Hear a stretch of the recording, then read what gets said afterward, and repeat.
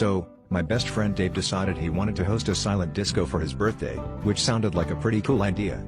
You know, everyone gets their own pair of headphones, tunes into the same music, and dances like nobody's watching, or rather, like nobody's listening. He was adamant that this was going to be the party of the year. He even went as far as to order a disco ball and install LED lights in his living room. We were all buzzing with excitement, especially since Dave had been hyping this event up for weeks. The day finally arrived, and we showed up with our best dance moves ready to go. As the evening wore on, drinks were flowing, and everyone was ready to groove.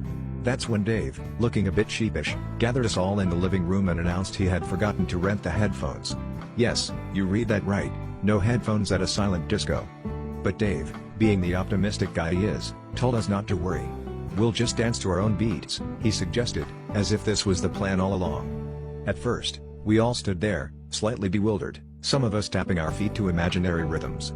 But soon enough, people started humming their favorite tunes, and the room filled with a cacophony of off-key singing and sporadic clapping. The scene was absurd.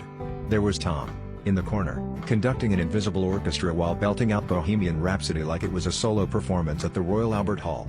Meanwhile, Sarah was doing the Macarena to her own rendition of Billie Jean, and for reasons unknown, Kevin was attempting to breakdance to Twinkle, Twinkle, Little Star.